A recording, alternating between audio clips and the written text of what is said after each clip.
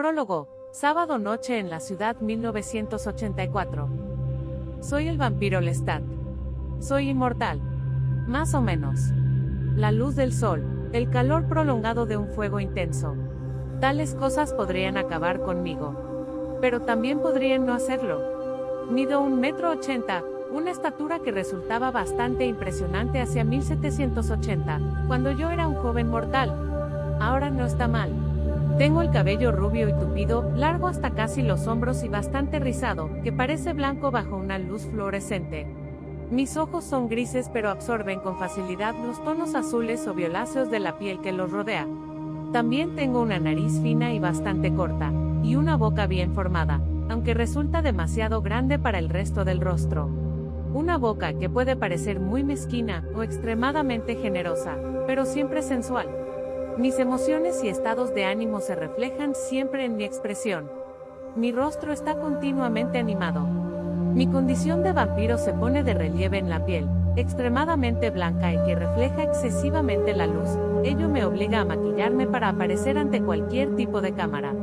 Cuando estoy sediento de sangre, mi aspecto produce verdadero horror, la piel contraída, las venas como sogas sobre los contornos de mis huesos. Pero ya no permito que tal cosa suceda, y el único indicio firme de que no soy humano son las uñas de mis dedos. A todos los vampiros nos sucede lo mismo, nuestras uñas parecen de cristal. Y hay gente que se fija solo en eso aunque no advierta nada más. Ahora soy lo que en Norteamérica llaman una superestrella del rock. He vendido 4 millones de copias de mi primer álbum, y voy camino de San Francisco para dar el primer concierto de una gira nacional que me llevará de costa a costa con mi grupo. MTV, el canal por cable de música rock, lleva 2 semanas pasando mis videoclips día y noche. También los pasan en el Top of the Pops inglés y en el continente, así como en algunas partes de Asia además de en el Japón. Las cintas que recogen la serie completa de videoclips se están vendiendo por todo el mundo. También soy autor de una autobiografía que se publicó la semana pasada. Respecto a mi inglés, idioma que utilizo en la autobiografía, lo empecé a aprender de boca de los marineros que conducían las barcazas por el Mississippi hasta Nueva Orleans, 200 años atrás. Después, aumenté mis conocimientos con las obras de los escritores anglosajones, desde Shakespeare a Mark Twain y Rider Haggard, a quienes leí con el transcurso de las décadas. El último aporte lo recibí de los relatos policíacos de la revista Black Mask, a principios del siglo XX. Eso fue en Nueva Orleans, en 1929. Cuando escribo, tiendo a emplear un vocabulario que me habría resultado natural en el siglo XVIII, a utilizar frases en el estilo de los autores que he leído. Cuando hablo, en cambio, a pesar de mi acento francés, parezco una mezcla entre marinero fluvial y el detective Sam Spade. Por lo tanto, espero que no me lo tengáis en cuenta si a veces mi estilo resulta contradictorio. Sí, de vez en cuando, hago añicos la atmósfera de alguna escena dieciochesca. Desperté en el siglo XX el año pasado. 2 cosas fueron las que me hicieron volver a la actividad. En primer lugar, la información que me estaba llegando a través de las voces amplificadas que habían empezado a llenar el aire con sus cacofonías por la misma época en que me había retirado a dormir. Me refiero, por supuesto, a las voces de las radios y de los fonógrafos y, más adelante, de los aparatos de televisión. Oía las radios de los coches que pasaban por las calles del viejo Garden District, cerca de donde yo yacía, y me llegaba el sonido de los fonógrafos y televisores de las casas que rodeaban mi morada. Veréis, cuando un vampiro deja de beber sangre, y se limita a reposar en la tierra, es decir, en nuestra jerga, cuando se entierra pronto queda demasiado débil para resucitarse a sí mismo, y entra en un estado de sopor. En ese estado fui absorbiendo las voces lentamente, envueltas en mis propias imágenes mentales, como le sucede a los mortales cuando sueñan. Sin embargo, en algún momento de los últimos 55 años empecé a recordar lo que estaba oyendo, a seguir los programas de esparcimiento, a escuchar los boletines de noticias, las letras y los ritmos de las canciones populares. Y muy lentamente, empecé a entender el calibre de los cambios que había experimentado el mundo. Comencé a prestar atención a ciertos tipos concretos de información sobre guerras o nuevos intentos, a ciertos nuevos modos de hablar. A continuación, fui despertándome a un estado de vigilia. Me di cuenta de que ya no estaba soñando. Estaba pensando en lo que oía. Estaba perfectamente despierto. Me hallaba sepultado bajo tierra y me sentía sediento de sangre viva. Medité sobre que tal vez estaban ya curadas todas las viejas heridas que yo había recibido. Quizá me habían vuelto las fuerzas. Quizás incluso habían aumentado, como sin duda habría sucedido, con el paso del tiempo, de no haber sido herido. Deseé averiguarlo. Comencé a obsesionarme con la idea de beber sangre humana. La segunda cosa que me hizo volver a la actividad, el motivo decisivo, en realidad, fue la repentina presencia, cerca de mi lugar de reposo, de un grupo de jóvenes cantantes de rock que se hacían llamar la Noche Libre de Satán. Los jóvenes se instalaron en una casa de Sixth Street, a menos de una manzana de donde yo dormitaba bajo mi casa de Britannia, cerca del cementerio Lafayette, y empezaron a ensayar sus piezas de rock en el desván en algún momento de 1984. Yo escuchaba el fragor de sus guitarras eléctricas, el frenesí de sus voces. Eran canciones tan buenas como las que oía por las emisoras de radio o los equipos estéreos, y más melodiosas que la mayoría. Pese a la contundencia de la batería, su música tenía algo de romántica. El piano eléctrico sonaba como un clavicordio. Capté imágenes de los pensamientos de los músicos y así supe qué aspecto tenían, qué veían. Cuando se miraban entre ellos o ante un espejo. Eran unos jóvenes mortales esbeltos, nervudos y en conjunto encantadores. Dos chicos y una chica, seductoramente andróginos y hasta un poco salvajes en sus movimientos y en su indumentaria. Cuando se ponían a tocar, su música sofocaba todas las demás voces amplificadas a mi alrededor. Sin embargo, eso, para mí, no resultaba ningún problema. Tuve ganas de levantarme y de unirme a aquel grupo de rock llamado La Noche Libre de Satán. Sentí deseos de cantar y de bailar. Pero no puedo decir que, en un primer momento, esos deseos tuvieran mucho de pensamiento elaborado. Me guiaba, más bien, un impulso irrefrenable, lo bastante poderoso como para hacerme salir de las entrañas de la tierra. Me sentía fascinado por el mundo de la música rock, por cómo sus cantantes podían gritar sobre el bien y el mal, proclamarse ángeles o demonios, entre las ovaciones y el entusiasmo de los mortales. A veces parecían la personificación de la locura. Y sin embargo, la complejidad de sus actuaciones resultaba tecnológicamente deslumbrante. Era un espectáculo bárbaro y cerebral como no creo que el mundo haya visto nunca en el pasado. Por supuesto, todo aquel delirio era metafórico. Ninguno de aquellos cantantes creía en ángeles o demonios, por muy bien que interpretaran sus papeles. Y también los actores de la antigua comedia italiana habían parecido igual de osados, de inventivos, de escandalosos.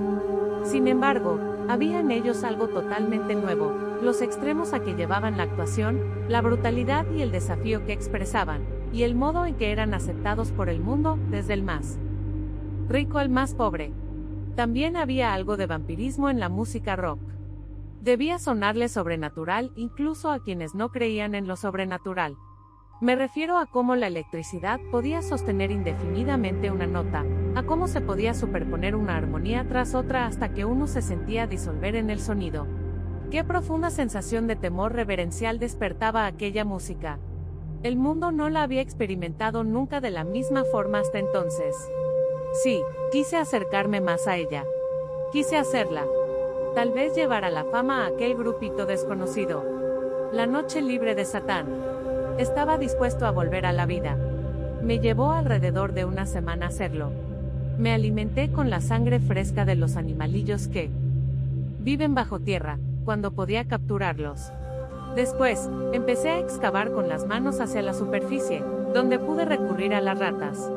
Después, no me costó mucho cazar algunos felinos, hasta llegar, finalmente, a la inevitable primera víctima humana, aunque tuve que esperar mucho para encontrar el tipo concreto de individuo que buscaba, un hombre que hubiera matado a otros mortales y no sintiera remordimientos de ello. Por fin, caminando muy pegado a la verja, se acercó alguien así, un joven de barba entrecana que había matado a otro en cierto lugar muy lejano, al otro lado del mundo. Un auténtico homicida, sin la menor duda. Y ese primer sabor a lucha humana y a sangre humana. Robar ropas de las casas próximas y recuperar parte del oro y las joyas que había escondido en el cementerio Lafayette no me representó ningún problema. Naturalmente, de vez en cuando tenía un sobresalto. El hedor de gasolina y a productos químicos me ponía enfermo. El zumbido de los aparatos de aire acondicionado y el ruido de los aviones al pasar sobre mi cabeza me producían dolor de oídos. Con todo, a la tercera noche de haber reaparecido, ya circulaba rugiendo por Nueva Orleans en una gran motocicleta Harley Davidson de color negro, haciendo un ruido ensordecedor. Buscaba más homicidas de los que alimentarme. Llevaba unas espléndidas ropas de cuero negro que había quitado a mis víctimas, y en el bolsillo, un pequeño Walkman Sony estéreo cuyos minúsculos auriculares hacían sonar dentro de mi cabeza el arte de la fuga, de Bach, mientras daba gas por las avenidas. Volvía a ser el vampiro Lestat. Estaba de nuevo en acción. Nueva Orleans volvía a ser mi territorio de caza. En cuanto a mis fuerzas, se habían triplicado respecto a lo que eran antes. De un salto, podía alcanzar el tejado de una casa de 4 pisos desde la calle. Podía arrancar rejas de las ventanas y doblar por la mitad una moneda. Si quería, podía escuchar las voces y los pensamientos humanos a manzanas de distancia. Al final de la primera semana, contraté en un rascacielos de acero y cristal del centro de la ciudad a una bella abogada que me ayudó a conseguir un certificado legal de nacimiento, una cartilla de la Seguridad Social y un permiso de conducir. Buena parte de mis viejas riquezas estaban ya camino de Nueva Orleans desde unas cuentas numeradas del inmortal Banco de Inglaterra y de la banca Rothschild. Pero lo más importante de todo era que yo me encontraba muy concentrado en hacer comprobaciones. Y constaté que cuanto me habían contado las voces amplificadas acerca del siglo XX era verdad. He aquí lo que descubrí mientras deambulaba por las calles de Nueva Orleans en 1984, el sombrío y aterrador mundo industrial, del que hacía tanto tiempo me había retirado a mi largo sueño, se había consumido por fin y la vieja conformidad y pacata pudibundez burguesa habían perdido su dominio de la mentalidad norteamericana. La gente volvía a ser atrevida y erótica como en los viejos tiempos, antes de las grandes revoluciones de la clase media de fines del siglo XVIII. Incluso su aspecto recordaba al de esos tiempos. Los hombres ya no lucían el uniforme a los Sam Spade, traje y sombreros grises, camisa y corbata, sino que si lo deseaban, podían vestirse con sedas y terciopelos y colores chillones. Tampoco tenían ya que cortarse el cabello como legionarios romanos, cada uno lo llevaba a la medida que quería. ¿Y las mujeres? Daba gloria ver a las mujeres, desnudas bajo el calor primaveral, como si estuvieran en tiempo de los faraones egipcios, con reducidísimas faldas cortas o vestidos como túnicas, o luciendo pantalones de hombre y camisetas ajustadas sobre sus cuerpos curvilíneos, a su elección. Se maquillaban y lucían aderezos de oro o de plata aunque fuera para ir a la tienda de la esquina, o bien aparecían sin adornos y con el rostro absolutamente limpio de cosméticos. No importaba. Se rizaban el cabello como María Antonieta, o lo llevaban corto, o se dejaban melena y la llevaban suelta. Quizá por primera vez en la historia, resultaban tan fuertes e interesantes como los hombres. Y todo esto sucedía no solo entre los ricos, que siempre han poseído un cierto carácter andrógino y una cierta alegría de vivir que los revolucionarios de las clases medias llamaron, en el pasado, decadencia, sino entre la gente normal del país. La antigua sensualidad aristocrática pertenecía ahora a todo el mundo. Estaba vinculada a las promesas de la revolución de las clases medias, y todos los individuos tenían derecho al amor, al lujo y a las cosas elegantes. Los grandes almacenes se habían convertido en palacios de embrujo casi oriental con sus mercaderías expuestas entre moquetas de tonos suaves, música espectral y luz ámbar. En las droguerías, abiertas las 24 horas, las botellas de champú verdes y violetas brillaban como piedras preciosas en las refulgentes estanterías de cristal. Las camareras acudían al trabajo en automóviles de finas líneas tapizadas de cuero. Los trabajadores portuarios se daban un baño en la piscina climatizada del jardín de su casa cuando volvían del trabajo. Las mujeres de la limpieza y los fontaneros, al final de la jornada, vestían ropas de buena calidad y corte exquisito. De hecho, la pobreza y la suciedad, habituales en las grandes ciudades de la tierra desde tiempos inmemoriales, habían desaparecido casi por completo.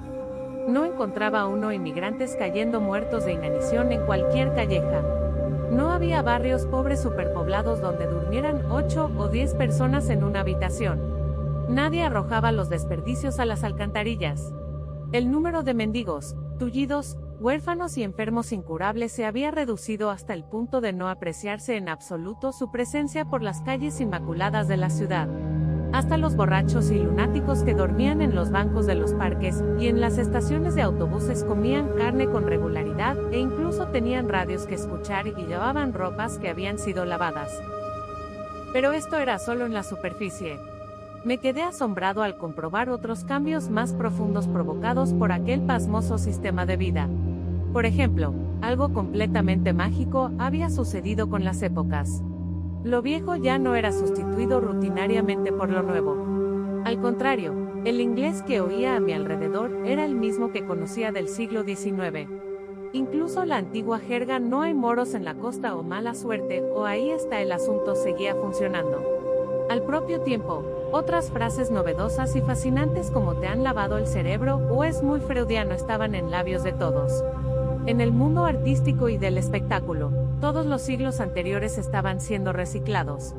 Los músicos interpretaban por igual a Mozart que una música de jazz o de rock. La gente iba a ver Shakespeare una noche, y una película francesa al día siguiente.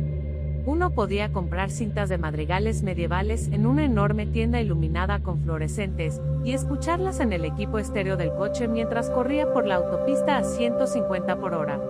En las librerías, la poesía del Renacimiento estaba a la venta junto a las novelas de Dickens o de Ernest Hemingway. Los manuales de educación sexual coexistían en la misma estantería con el libro de los muertos egipcio. A veces, la riqueza y la pulcritud que me rodeaban se convertían en una especie de alucinación, y yo me sentía como a punto de desmayarme. En los escaparates de las tiendas, contemplaba estupefacto ordenadores y teléfonos de formas y colores tan puros como las conchas de moluscos más exóticas de la naturaleza. Limusinas plateadas de enormes proporciones navegaban por las estrechas callejas del barrio francés como indestructibles monstruos marinos. Deslumbrantes torres de oficinas desgarraban el cielo nocturno como obeliscos egipcios al lado de los desvencijados edificios de ladrillo de la vieja Canal Street. Incontables programas de televisión vertían su incesante flujo de imágenes en el aire acondicionado de las habitaciones de hotel. Pero, en verdad, yo no estaba sufriendo una serie de alucinaciones. El siglo XX había heredado la Tierra en todos los sentidos de la expresión. Y una parte no pequeña de este imprevisto milagro era la inocente curiosidad de las gentes en medio de su libertad y de su prosperidad.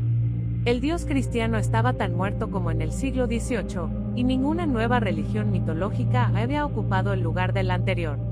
Como contrapartida, hasta la gente más sencilla de esta época era impulsada por una vigorosa moralidad secular, más fuerte que cualquier moral religiosa que yo hubiera conocido. Los intelectuales marcaban la pauta, pero por todo el país, personas muy corrientes y normales se preocupaban apasionadamente de la paz, los hombres y el planeta, como impulsadas por un celo místico. En este siglo se proponían eliminar el hambre y acabar a toda costa con la enfermedad. Discutían con ardor sobre la ejecución de criminales condenados, sobre el aborto, y combatían las amenazas de la contaminación ambiental y del holocausto nuclear con la misma ferocidad con que siglos atrás la había empleado el hombre contra la brujería y las herejías. En cuanto a la sexualidad, ya no era un asunto envuelto en supersticiones y temores. El tema se había despojado de sus últimas connotaciones religiosas. Por eso la gente se paseaba medio desnuda. Por eso se besaban y se abrazaban por las calles. Ahora se hablaba de ética y de responsabilidad y de la belleza del cuerpo. Había barreras muy efectivas para librarse de un embarazo o del contagio de eventuales enfermedades venéreas. Ah, el siglo XX. Ah, las vueltas que da el mundo. El futuro había sobrepasado mis sueños más descabellados. Había dejado como estúpidos a los agoreros del pasado. Medité mucho sobre esta moralidad secular libre de pecados, sobre este optimismo, sobre este mundo brillantemente iluminado donde el valor de la vida humana era mayor de lo que había sido nunca. En la amarillenta penumbra de luz eléctrica de una espaciosa habitación de hotel, me senté ante la pantalla del televisor para ver una película de guerra, asombrosamente bien hecha, titulada Apocalypse Now. Era una gran sinfonía de sonido y color que cantaba a la centenaria batalla del mundo occidental contra el mal. Debe hacerse amigo del horror y del terror moral, dice el comandante loco en la salvaje jungla camboyana, a lo que el hombre occidental contesta lo que siempre ha respondido: no, no, El horror y el terror moral no pueden tener disculpa jamás. No tienen valor real. El mal en estado puro no tiene cabida real. Y eso significa, güey, yo no tengo cabida, ¿verdad? Excepto, quizás, en el arte que repudia el mal, los cómics de vampiros, las novelas de horror, los viejos relatos fantásticos del romanticismo, o en los cantos rugientes de los astros del rock que representan en el escenario las batallas contra el mal que cada mortal libra en su interior. Aquella desconcertante irrelevancia para el desarrollo general de las cosas era suficiente para que un monstruo surgido del pasado volviera al seno de la tierra, para hacerle enterrarse y llorar, o para hacerle convertirse en un cantante de rock. Bien pensado. Me pregunté dónde estarían los demás monstruos del pasado. ¿Cómo existirían otros vampiros en un mundo donde cada muerte quedaba registrada en gigantescos ordenadores electrónicos, y donde los cuerpos eran conducidos a criptas refrigeradas? Probablemente, se esconderían en las sombras como repugnantes insectos, como siempre habían hecho, por mucho que filosofaran y celebraran reuniones. Muy bien, cuando yo alzara la voz junto a mi grupito de rock, la noche libre de Satán, tardaría muy poco en hacerles salir a todos a la superficie. Continué mi educación en el mundo moderno. Conversé con mortales en estaciones de autobús, y gasolineras y en elegantes locales de copas. Leí libros. Me atavié con brillantes ropas de ensueño en las tiendas elegantes. Llevaba camisas blancas de cuello de cisne y chaquetas de safari de color caqui tostado o lujosas americanas de terciopelo gris con bufanda de cachemira. Me oscurecía el rostro con maquillaje para poder pasar bajo las luces de los supermercados abiertos noche y día, los locales de hamburguesas, las callejas carnavaleras donde se sucedían los clubes nocturnos. Estaba aprendiendo. Estaba entusiasmado. Y el único problema que tenía era que escaseaban los asesinos de quienes alimentarse. En este mundo reluciente de inocencia y abundancia, de gentileza y jovialidad y estómagos llenos, los ladrones rebanapescuezos del pasado y sus peligrosos escondrijos portuarios habían casi desaparecido. Así pues, tuve que esforzarme para conseguir una vida. Sin embargo, siempre he sido un cazador y me gustaban los tenebrosos salones de billar, llenos de humo y con una única luz bañando el tapete verde rodeado de expresidiarios tatuados, tanto como los brillantes clubes nocturnos forrados de satén de los grandes hoteles de cemento. Y cada vez aprendía más cosas de mis presas, los traficantes de drogas, los proxenetas, los asesinos que se juntaban a las pandillas de motoristas. Y estaba más resuelto que nunca a no beber sangre inocente. Por fin, llegó el momento de visitar a mis vecinos, el grupo de rock La Noche Libre de Satán. A las 6:30 de una tarde de sábado cálida y húmeda, llamé al timbre del cuarto de ensayo del desván. Los hermosos jóvenes estaban echados en el suelo con sus camisas de seda irisadas y sus pantalones de lona ajustados, fumando un poco de marihuana y quejándose de su cochina mala suerte para conseguir bolos en el sur. Parecían unos ángeles bíblicos, con su cabello largo, limpio y desgreñado, y sus movimientos felinos. Sus aderezos eran egipcios. Y se maquillaban la cara y los ojos incluso para ensayar. Me sentía abrumado de excitación y de amor con solo mirar a aquel trío, Alex y Larry y la apetitosa dama dura. Y en un espeluznante momento en que el mundo pareció quedarse quieto bajo mis pies, les revelé quién era. La palabra vampiro no les resultó nada nuevo. En la galaxia donde aquellos jóvenes brillaban, 1 millar de cantantes habían lucido ya el disfraz teatral de la capa negra y los colmillos. Pese a todo, revelar aquella verdad prohibida a los mortales me hizo sentir muy extraño.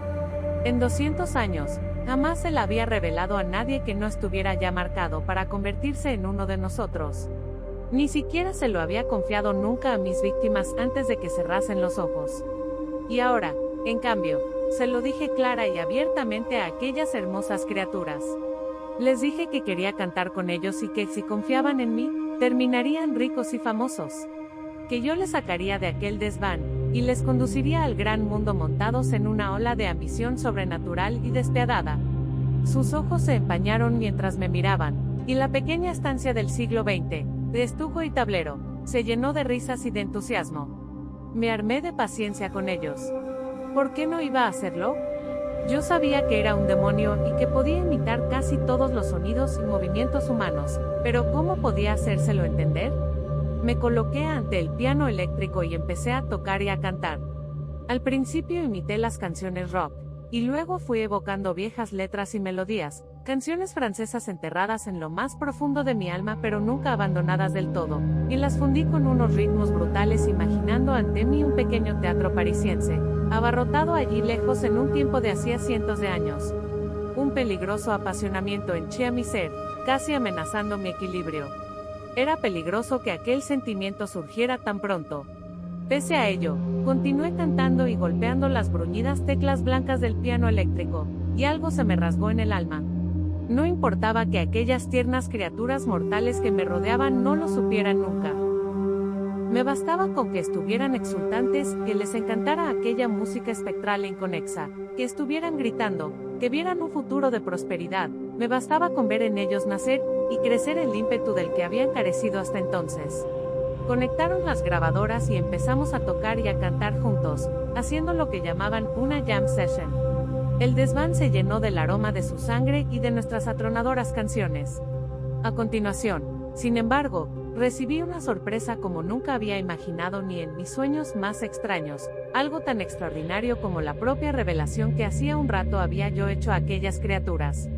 De hecho, resultó tan abrumadora que me habría podido impulsar a retirarme de su mundo y volver a enterrarme. No quiero decir con ello que habría vuelto a caer en el estado de sopor profundo, pero seguramente me habría apartado de la noche libre de Satán y me habría pasado unos años vagando, aturdido y tratando de recuperarme del golpe. Lo que sucedió fue que los dos chicos, Alex, el delgado y nervudo batería de aspecto delicado, y su rubio hermano, Larry, el más alto, reconocieron mi nombre cuando les revelé que era Lestat. No solo lo reconocieron, sino que lo relacionaron con toda una serie de informaciones acerca de mí que habían leído en un libro. De hecho, les pareció magnífico que no pretendiera ser un vampiro cualquiera. Ni, por supuesto, el conde Drácula. Todo el mundo estaba harto del conde Drácula. Los jóvenes consideraron maravilloso que me hiciera pasar por el vampiro Lestat. ¿Cómo que hacerme pasar? Protesté, pero ellos se burlaron de mi exagerada teatralidad, de mi acento francés. Les contemplé durante unos instantes y probé a sondear sus pensamientos. Por supuesto, no había esperado que me creyeran un vampiro de verdad, pero que hubieran leído algo sobre un vampiro de ficción con un nombre tan insólito como el mío. ¿Qué explicación tenía? Noté que empezaba a perder la confianza en mí mismo. Y cuando pierdo la confianza, mis poderes se resienten. El pequeño estudio de ensayo pareció empequeñecer, y los instrumentos, los cables y las antenas tenían algo de insectos amenazadores. Enseñadme ese libro, dije entonces. Los chicos trajeron de la otra habitación una pequeña novela en edición barata que se caía en pedazos.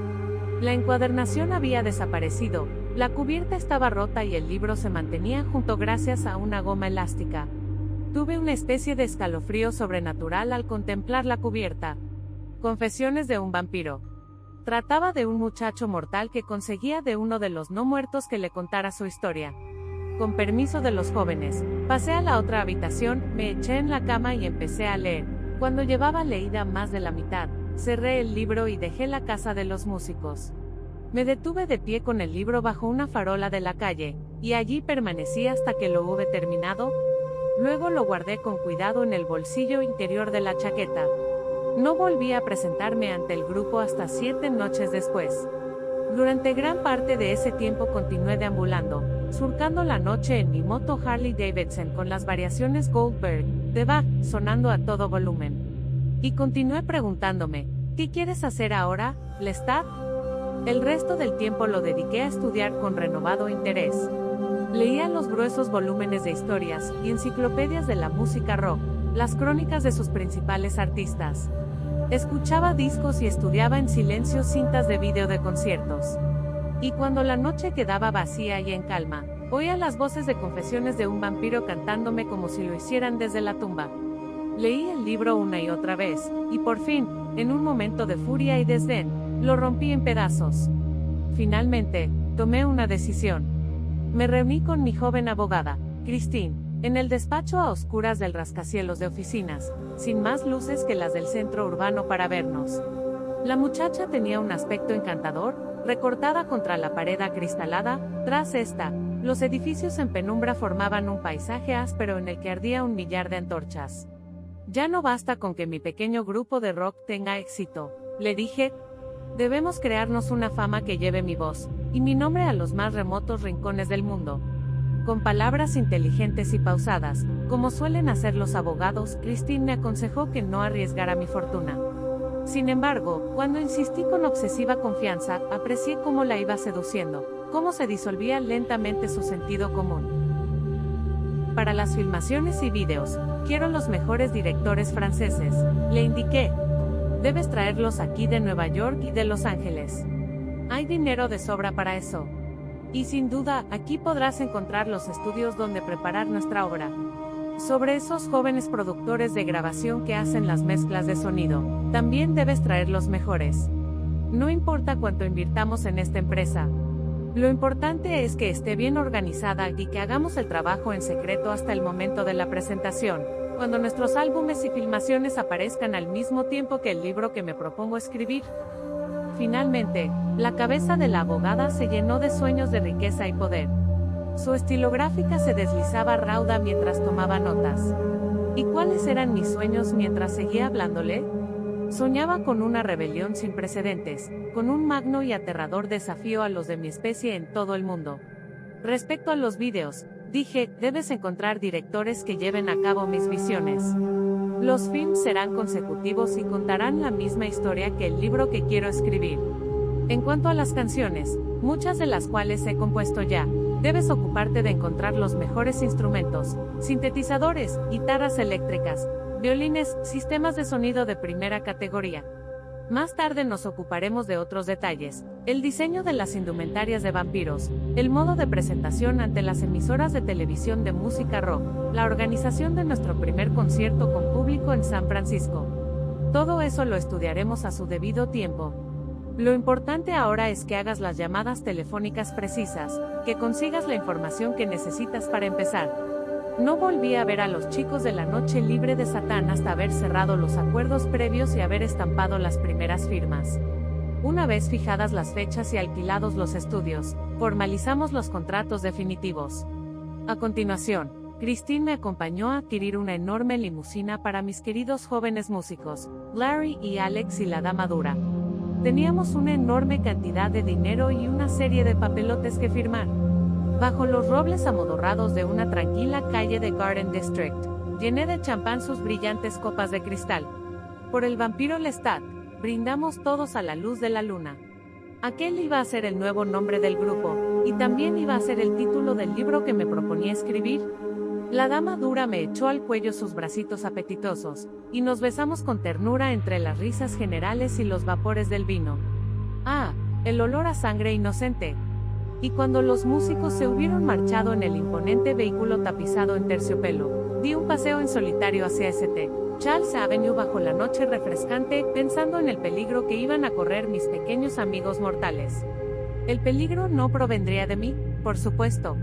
Pero cuando el largo periodo de secreto terminara, los tres muchachos se encontrarían, sin comerlo ni beberlo, en el centro de la atención internacional, tras la siniestra y osada figura de su líder y cantante. Muy bien, pensé, yo les rodearía de guardaespaldas y moscones en todo momento y lugar. Les protegería de otros inmortales como mejor pudiera. Y si los inmortales seguían comportándose como en los viejos tiempos, nunca se arriesgarían a un vulgar enfrentamiento con un grupo de humanos mortales como aquel. Mientras recorría la bulliciosa avenida, oculté mis ojos tras unas gafas de sol reflectantes. Monté en el desvencijado tranvía de St. Charles para llegar hasta el centro de la ciudad.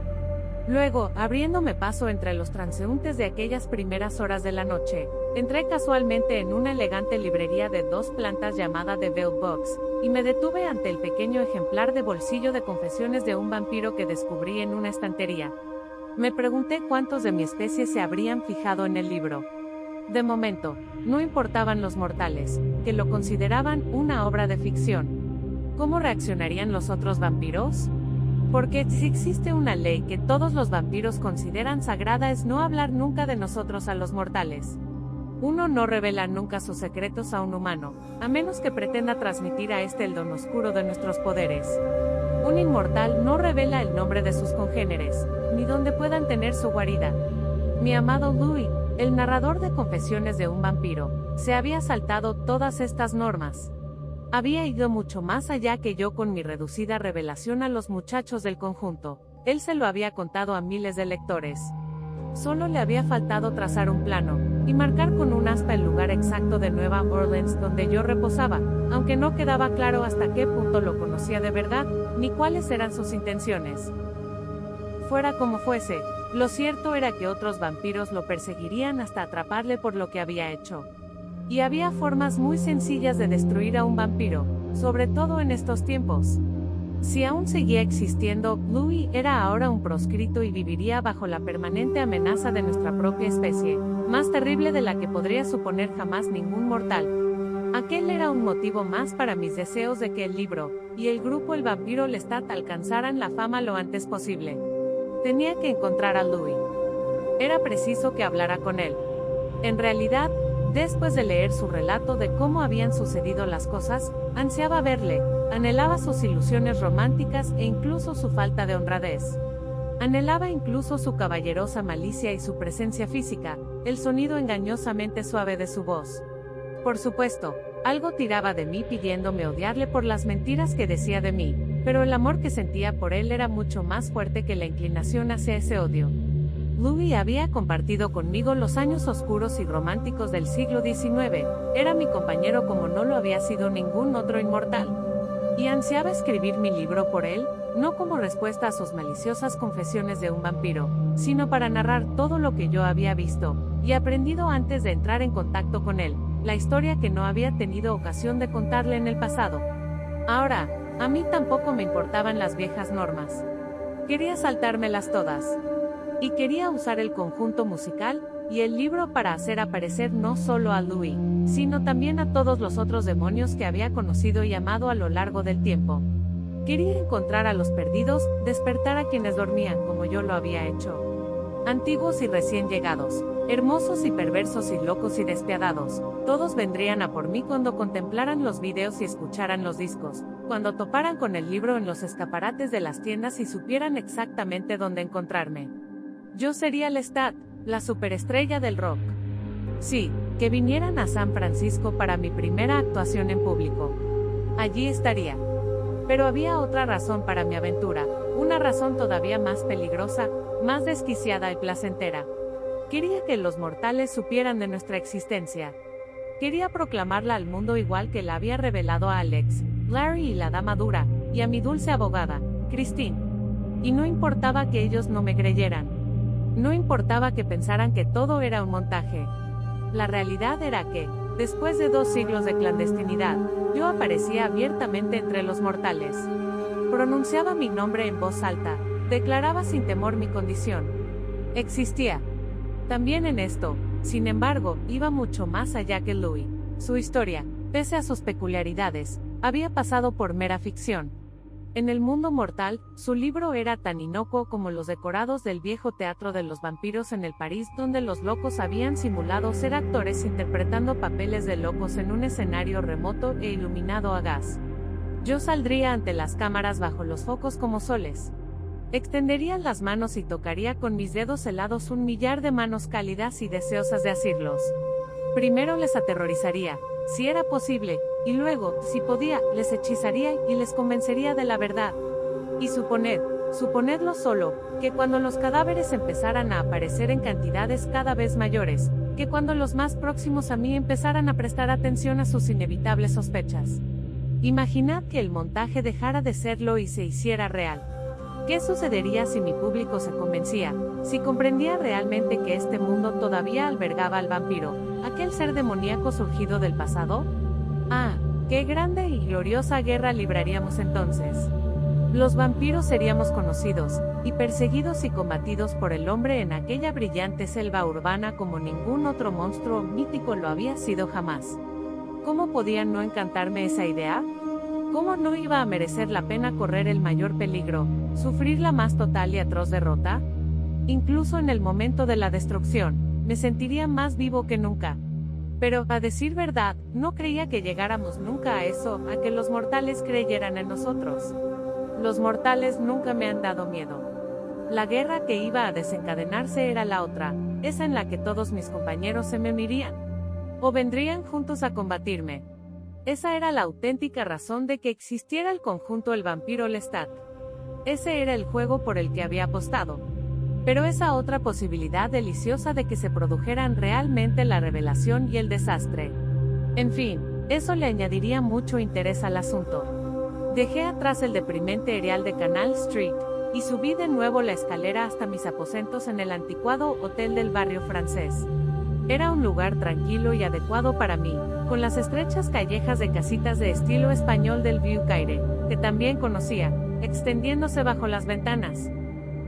Puse en el aparato gigante de televisión La cinta de muerte en Venecia, la hermosa película de Visconti. En cierta escena, un actor decía que el mal era una necesidad, que era alimento para el espíritu. No lo creí, pero deseé que fuera cierto. Así podría ser simplemente Lestat, el monstruo, ¿no es cierto? Y yo tenía siempre un gran talento para monstruo. En fin.